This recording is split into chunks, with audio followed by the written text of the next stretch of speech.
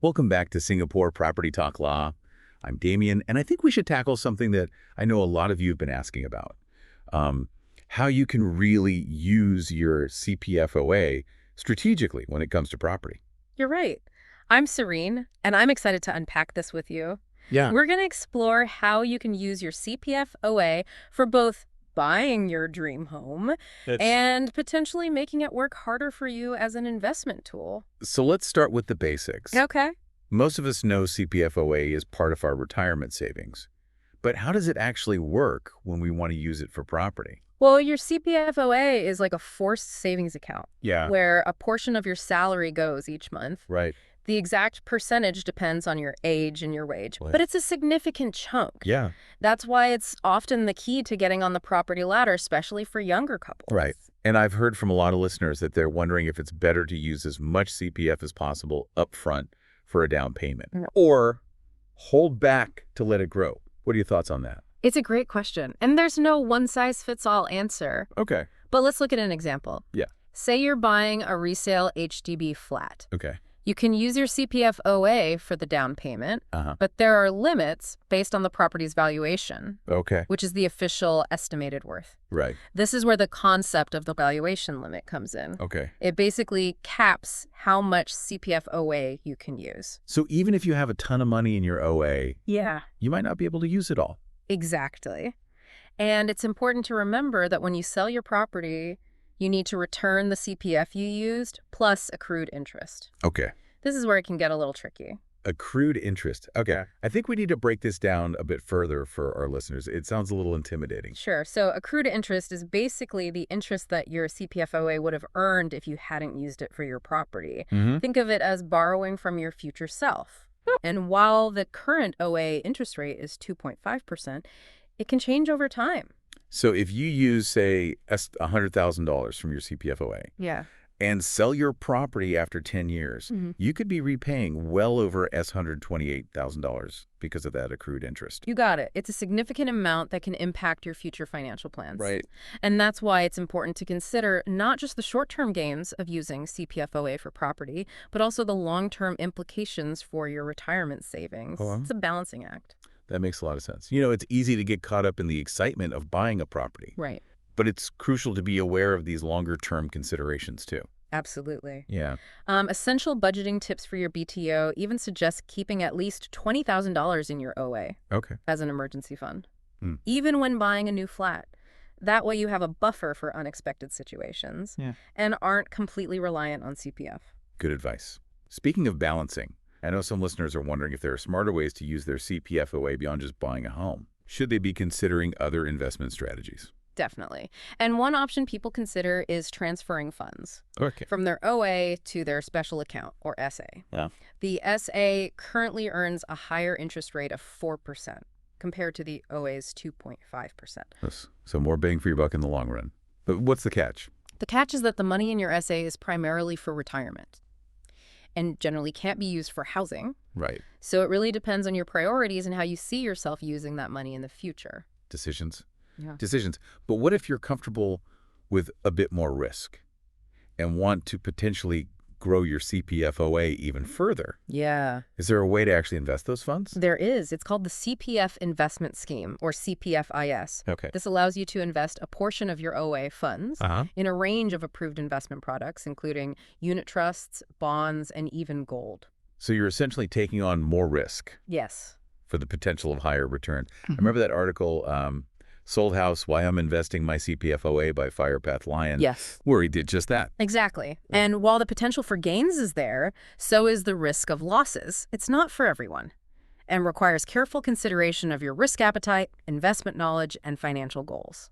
This is getting pretty complex. Before we delve further into investment strategies, maybe we should shift gears and talk about how CPF and property intersect. Okay. After we reach the age of 55. Oh. I know things changed quite a bit then. Yes. And there's this thing called the full retirement sum, or FRS. How does that fit into the picture? Great point. The FRS is essentially the amount you need in your retirement account at 55 to start receiving monthly payouts through CPF Life. Right. And remember that accrued interest we talked about. Well, when you Right. sell your property and return your CPF OA, it includes that accrued interest, and all of it goes towards your FRS. So if I've used a lot of my CPF for housing, my FRS might be lower, and I'll receive smaller payouts during retirement. That's a sobering thought. It is. That's why planning is crucial. The article, The Critical Age of 55 Years Old in Singapore, highlighted how some people rush to buy property before 55 to avoid potential limitations. It seems like a lot to juggle. Balancing housing needs, retirement savings, Right. and potential investment opportunities. Yes. Maybe before we move on, you could share some key do's and don'ts to help our listeners navigate this whole CPF and property landscape. Absolutely. A crucial do is to plan for your retirement needs. Yep. Don't overextend yourself financially with property purchases, and deplete your CPF OA without considering the long-term impact. Right. Don't blow your entire CPF on that dream condo if it means you'll be struggling in your golden years. What else should we keep in mind? Don't forget about accrued interest. Yeah. It's a hidden cost that can really add up over time. And if you're considering alternative investments, do your research and make sure you understand the risks involved. Solid advice. Any do's to leave our listeners with? Do seek advice from a qualified financial advisor. They can help you navigate the complexities of CPF, assess your individual situation, and create a personalized plan. Wise words. Now, before we wrap up part one of this deep dive, I want to leave you with a question to ponder. How do you think rising interest rates will impact our CPF and property decisions? We'll be tackling that in part two, so stay tuned. Welcome back to Singapore Property Talk Law. Before the break, we were just talking about how these rising interest rates could really throw a wrench in our best-laid property plans, especially when we're relying on CPF. Yeah, it's a valid concern and something that everyone should be thinking about, whether you're a seasoned homeowner or just starting to think about buying. So let's break it down. How exactly do these rising interest rates impact us when it comes to CPF and property? So imagine this. You found your dream home, you figured out how much CPF you can use, and then interest rates decide to climb. Suddenly your mortgage repayments become more expensive. Ooh, that's not good. So does that mean we need to rethink our budget or the type of property we're looking at? It might, especially if you're stretching your finances to afford that condo in a central location. Rising interest rates could push that dream home out of reach or force you to make some compromises. Yeah, I guess those monthly repayments can really add up, especially with those limits on how much CPF we can use. What about those of us who are already homeowners and using CPF to pay our mortgages? Are we immune to this interest rate roller coaster? Not really. If you have a floating rate mortgage, which is pretty common, your repayments will likely increase as interest rates rise. This could eat into your cash flow and potentially impact your ability to save for other financial goals. It's like a domino effect. So what can we do to protect ourselves from these rising rates? Should we be rushing to lock in fixed rates or exploring other options? There are strategies you can consider, but each comes with its own set of pros and cons.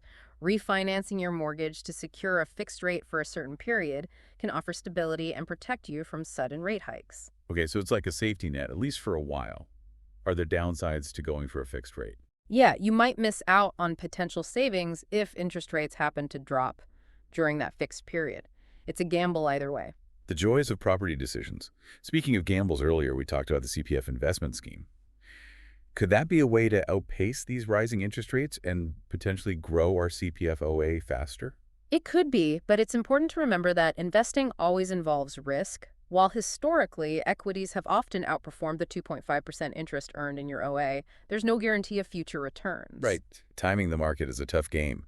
So investing in CPFIS shouldn't be seen as a surefire way to beat rising interest rates, right? Exactly. It's more about taking a calculated risk and aligning your investment strategy with your overall financial goals and risk tolerance. So with all these factors at play, do you think rising interest rates will cause a shift in property preferences?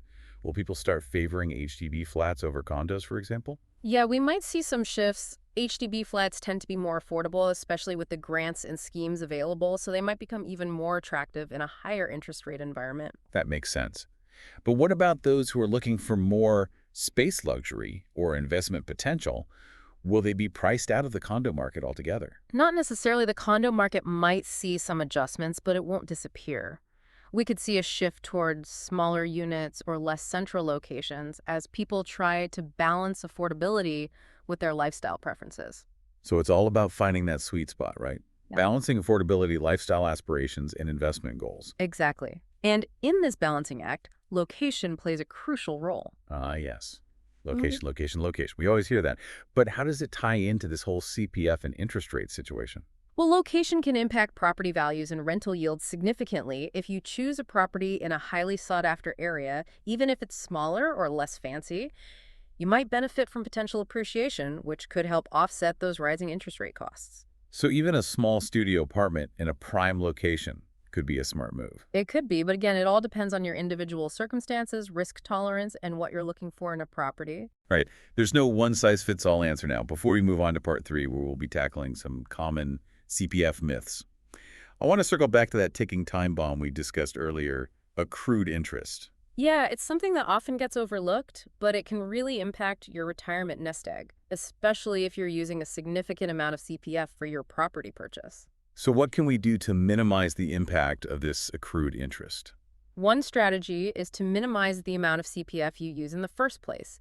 If you can afford to put down a larger cash down payment, you'll reduce the amount you need to refund later, along with the accrued interest. So basically, try to use less CPF upfront if possible. That way there's less to pay back with interest later on. Exactly. Remember, every dollar you use from your CPF OA for housing is a dollar that isn't earning that compounded interest for your retirement. It's a trade-off between enjoying your dream home now and ensuring a comfortable retirement later. Precisely. And that's why seeking advice from a qualified financial advisor is so important. They can help you create a plan that balances your short-term and long-term financial goals. Great advice.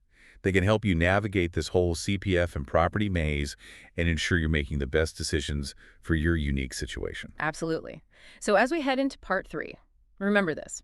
Don't be afraid to ask questions. The more you understand about how CPF interacts with property, the more confident you'll be in making informed decisions. Well said. We'll be back in a moment to bust some common CPF myths and hopefully shed even more light on this topic. And we're back for the final part of our deep dive into CPF and property.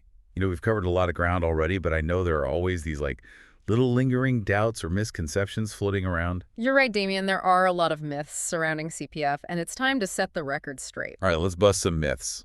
What's one of the most common misconceptions that you've come across? One that I hear all the time is that CPF OA is not your money. Yeah. And this is just not true. Right. While it is a mandatory savings scheme, the funds in your CPF OA are ultimately yours. Okay. Intended for your well-being, including housing and retirement. Right, it's like a forced savings account. Yeah. But the money is still yours. I can see why some people might feel that way, though, with all the rules about how you can use it. Exactly. But remember, those rules are there to protect your interests and ensure that you have a secure financial future.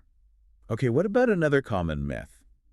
I often hear people say that using CPF for housing means you're losing money because it could have earned higher returns elsewhere. That's a misconception that needs addressing. Using CPF for housing doesn't automatically mean you're losing money. Property in Singapore has historically been a good investment. Using CPF OA can help you enter the market sooner and potentially benefit from that appreciation. So it's not a simple yes or no answer. It's about weighing those pros and cons. Right. Understanding the opportunity costs and seeing what aligns with your own individual circumstances and your goals. Exactly. And while we're on the topic of investments, another myth that pops up is that the CPF investment scheme is too risky and only for seasoned investors. Ah, yes. The fear of losing your hard-earned CPF savings in the stock market. But is it really that risky? Well, like any investment, the CPFIS carries risks, but it also offers the potential for higher returns compared to leaving your funds in OA. It's about doing your research, understanding your risk tolerance, and choosing investments that align with your goals and time frame. Right. Diversification is key. Don't put all your eggs in one basket. And remember that slow and steady can win the race. Absolutely. And here's a bonus myth to debunk. You can only use your CPF OA for your first property. Actually, you can use it for subsequent purchases, subject to certain conditions and limits, of course. Wow, that's good to know. It opens up more options for those who are looking to upgrade or invest in multiple properties. But Serene, with all this talk about strategies and myths, I think it's important to remind our listeners that we are not financial advisors. You're absolutely right, Damien. Our goal today is to provide information and insights, but ultimately everyone's situation is unique. Seeking professional guidance from a qualified financial advisor before making any major decisions is crucial. Couldn't agree more. They have the expertise to assess your individual needs and provide tailored advice. Exactly. So, Damien, as we wrap up this deep dive into CPF and property, what key takeaways should our listeners remember? Well, I think the biggest takeaway is that CPF is a powerful tool that can help us achieve our housing and retirement goals, but it's essential to use it wisely and strategically. Don't be afraid to tap into your CPF OA, but do so with a clear understanding of the rules, the potential risks and rewards, and the long-term impact. I agree. Knowledge is power. The more you understand about CPF and how it interacts with property, the better equipped you'll be to make informed decisions that benefit you both now and in the future. Well said, Serene. And on that note, we've reached the end of our CPF deep dive. Don't forget to check out the show notes for all the resources that we mentioned, including a link to the CPF website. And remember, if you have any burning property questions or dilemmas you'd like us to tackle in future episodes, reach out on social media using the hashtag SGPropertyTalkLaw.